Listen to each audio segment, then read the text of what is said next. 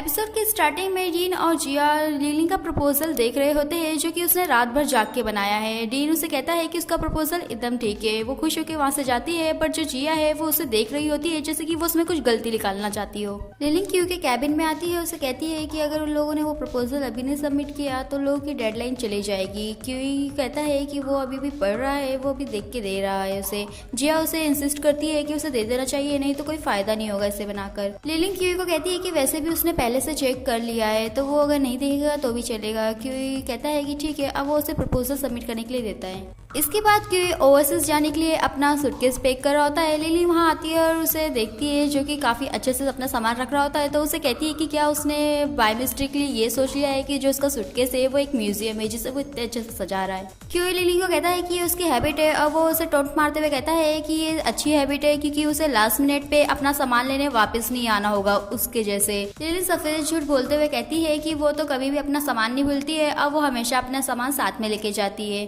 क्यों लिली को कहता है कि वो उसकी छोड़े और अपना देखे, जब वो यहाँ नहीं होगा तो उसे सारे रूल्स मानने हैं और उसे किसी को भी अपने घर पे लेके नहीं आना है और काम पे भी जल्दी टाइम पे जाना है। और उसे लास्ट में कहता है कि वो ओवरनाइट काम ना करे, वो रात तक ना जागे। लिली उसे कहती है कि क्या वो उसके लिए केयर कर रहा है। वो कहता है कि वो उसका बॉस है और लैंडलॉर्ड है तो उसे इतना तो करना ही होगा। नेक्स्ट सीन में क्यू को देखते हैं जहाँ पे उसे कॉल आता है और उसे बताया गया है कि लोगों ने जो प्रपोजल भेजा है उसमें कुछ इन्फॉर्मेशन मिसिंग है। क्यू कहता है कि ठीक है, वो 30 मिनट में वहाँ पर आ रहा है। एलेक्स उससे पूछता है तो वो उसे बताता है कि लिली ने जो कल प्रपोजल बनाया था उसके अंदर जो इन्फॉर्मेशन है वो मिसिंग है और ये कह के वो चले जाता है। दूसरी तरफ एलेक्स लिली को बताता है कि क्यू काफी गुस्से में भी था। वो उससे पूछती है कि क्या उसने बताया है कि किस टाइप का इन्फॉर्मेशन जो है वो मिसिंग है उसमें से। एलेक्स लिली को कहता है कि क्यू ने इससे ज्यादा उसे नहीं बताया है। लिली काफी टेंशन में होती है तो कैट उसे कहती है कि उसे टेंशन लेने की जरूरत नहीं, हो सकता है कि कोई प्रॉब्लम ही ना हो। बट दूसरी तरफ क्यू लोगों को बताता है कि आईजी गुड वाले लोगों ने उन लोगों का जो प्रपोजल है वो रिफ्यूज कर दिया और कहते हैं कि वो लोग उन लोगों के साथ काम नहीं करने वाले। लिली कहती है कि उसने सब कुछ चेक किया था और उसने खुद वहाँ लेके गई थी। क्यों लिली के ऊपर बिलीव नहीं करता है और वो उसे कहता है कि वो अपनी स्टोरीज ना बनाए। डीन उसे समझाता है कि उसने भी चेक किया था तो वो लास्ट पेज पे था तो वो सब कुछ घूम कैसे सकता है। जिया कहती है कि उसे अभी हॉलैंड जाके ये सब कुछ डायरेक्टर को बताना होगा।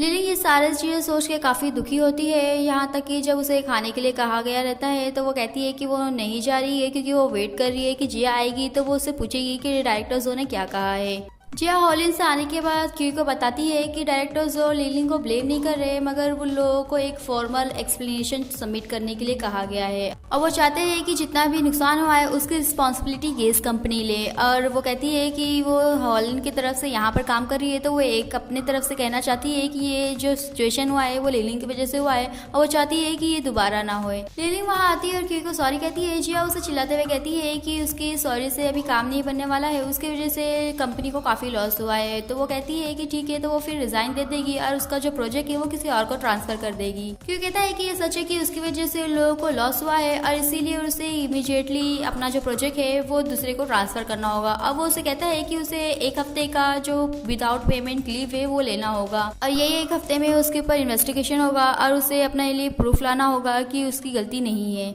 जिया क्यू को कहती है कि वो उसे सिर्फ एक विदाउट पेमेंट लीव दे रहा है। वो उसे कहता है कि वो उसकी कंपनी है तो वो बीच में ना बोले। इसके बाद दिन को देखते हैं जहाँ पे वो आई गुड वाले लोगों से बात करता है और उसे पता चलता है कि वो पूरे प्रपोजल में से सिर्फ लाइसेंस एग्रीमेंट ही गायब है। तभी वो सोचता है जहाँ पर उसने क्यू को कहा था कि लिली का प्रपोजल उसने भी देखा था और वो लास्ट पेज पे था तो वो कैसे गायब हो सकता है जबकि पूरा प्रपोजल है। और क्यू ने उसे कहा था कि उसे भी यही लगता है, इसीलिए उसने लीव दिया है और ये लीव के टाइम में वो उसकी मदद करे और उसके लिए प्रूफ ढूंढे। दूसरी तरफ क्यू लिलिंग का घर पे इंतजार कर रहा होता है, बट लिलिंग प्रिंसेस और कैट के साथ होती है और लोगों से अपना गम बांट रही होती है। और लास्ट में डिस्कशन करते हुए वो कहती है कि उसका जो बॉस है उसने उसे गलत नहीं समझा है। कैट लिलिंग को कहती है कि एक्चुअली उसे लगता है कि क्यू उसे लाइक करता है, बट जो जिया है वो उसे डिसलाइक करती है, वो उसे हेट करती है। और वो प्रिंसेस को कहती है कि क्या उसे नहीं लग रहा है कि जो लिलिंग के साथ हुआ है वो सब कुछ काफी अजीब है। तभी लिलिंग लोगों को कहती है कि उसने डिसाइड किया है कि वो अपने पेरेंट्स के पास जा रही है क्योंकि अभी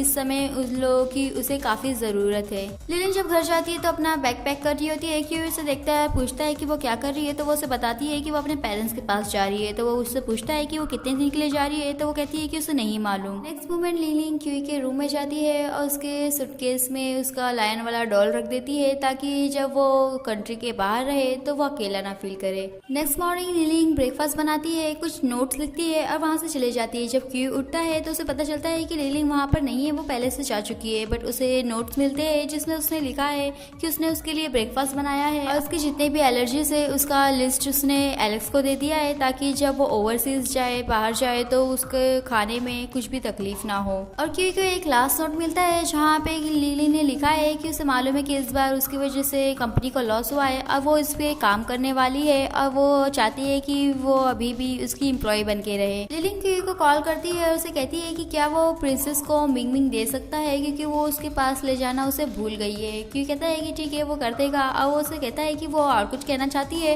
वो कहती है कि क्या वो उसके लिए फूड भी ला सकता है और फिर वो और पूछता है कि क्या वो और कुछ कहना चाहती है। तो वो काफी देर बाद उसे कहती है कि वो अपना ट्रिप पे ख्याल रखे। दूसरी तरफ प्रिंसेस के घर में एलेक्स कैट को मिलने आया होता है और वो लोग बैठ के बातें कर रहे होते हैं। तभी कोई दरवाजे पे आता है। जब प्रिंसेस डोर ओपन करती है तो पता चलता है कि क्यों आया है। वो उसे 1 मिनट रुकने के लिए कहती है और फौरन ही लोगों को बताती है कि लोगों का बॉस आया है मिंग मिंग को लेकर। वो लोग एलेक्स को छुपने के लिए कहते हैं। थोड़ी देर बाद क्यू को अंदर बुलाते हैं। क्यू आता है, प्रिंसेस को कहता है कि वो मिंग मिंग का कुछ दिन तक ख्याल रखे। वो कहती है कि क्यों नहीं। अब वो मिंग मिंग को छीनने लगती है तो वो कहता है कि वो खुद रख देगा। अब वो लोग काफी चीज बता रहा होता है। अब वो लोग हाँ कर रहे थे क्योंकि लोगों को क्यू को वहाँ से भगाना होता है और लास्ट में वो लोग सक्सेसफुल हो जाते हैं और क्यू वहाँ से चले जाता है।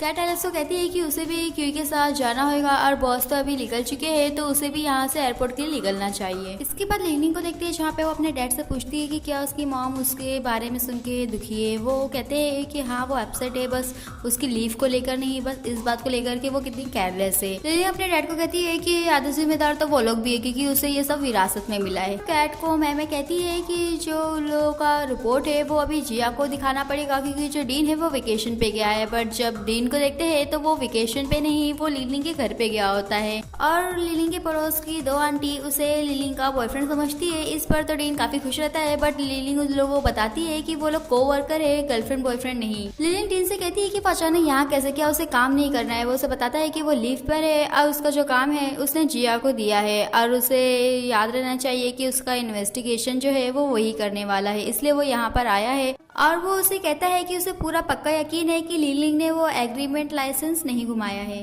इसके बाद एलेक्स को देखते हैं जहाँ पे वो कैट से शंघाई पहुंच के बात कर रहा होता है। कैट उसे कहती है कि वो थोड़ा परेशान है ये सोचकर कि उसने कहा था कि वो बॉस से बात करने वाला है डेटिंग के नोटिस को लेकर।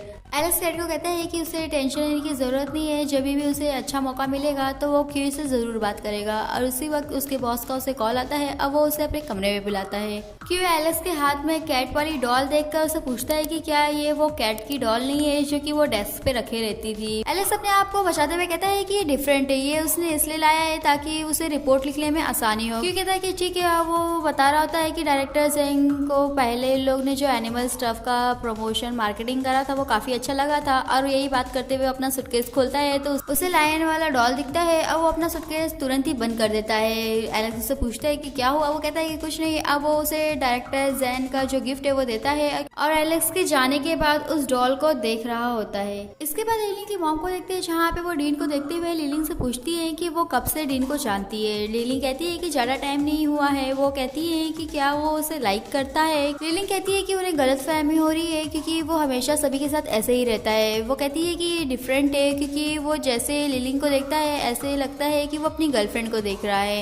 लिलिन अपनी मॉम को कहती है कि वो कुछ ज्यादा ही सोच रही है। लिलिन की मॉम कहती है कि वो उसके लिए यहाँ तक आया है, क्या उसे ये नहीं लगता है अभी उसके पास अपॉर्चुनिटी है तो उसे एडवांटेज लेना चाहिए। ये सुनकर लिलिन को उनकी वो बात याद आती है जब उन्होंने क्यूई के लिए भी यही कहा था। लिलिन उन्हें कहती है तो वो कहती है कि वो उन्हें समझ नहीं पा रही है। लिलिन की मॉम उसे कहती है कि वो ऑलरेडी अभी 26 ईयर की है और कुछ सालों में वो 30 साल की हो जाएगी। तो अभी उसके पास टाइम है, तो उसे जितनी भी अपॉर्चुनिटी मिल रही है, मौका मिल रहा है, तो उसे ज़ाया नहीं करना चाहिए। इसके बाद क्यू को देखते हैं जहाँ पे वो डायरेक्टर जैंग से बात कर रहा होता है। वहीं एलेक्स उसकी एलर्जी वाली लिस्ट लेकर सारे खानों को देख रहा होता है।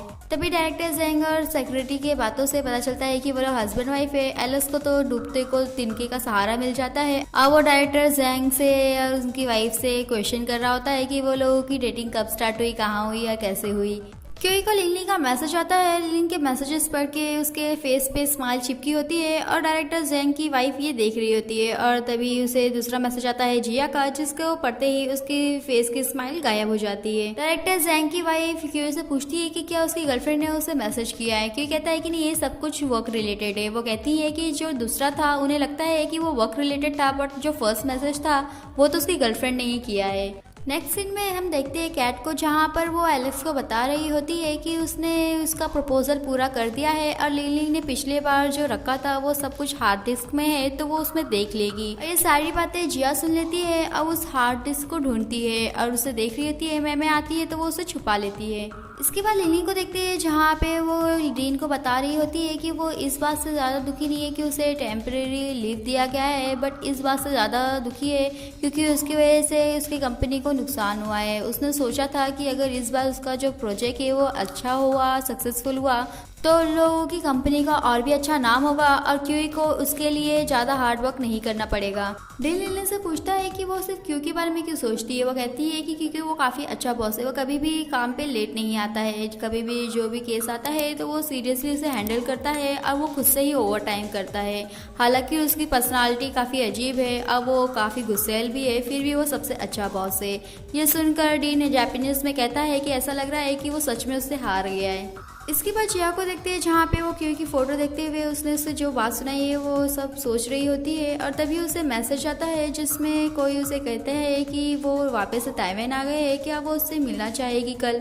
बट जिया तभी तैयार होती है और जाती है किसी को मिलने के लिए और देखते हैं तो वो क्यू की मॉम होती है और क्यू की मॉम को वो आंटी ना कह के बुलाती है। क्यू की मॉम जिया से बात करती है और कहती है कि वो आज ही उससे मिलने आ गई और वो लोग फिर जिया के घर जाते हैं और डिनर कर रहे होते हैं। जब जिया आ रही होती है क्योंकि मॉम जिया को देखते हुए कहती है कि अगर उनका जो सन है वो उनके साथ होता तो वो अभी उसके इतना ही बड़ा होता।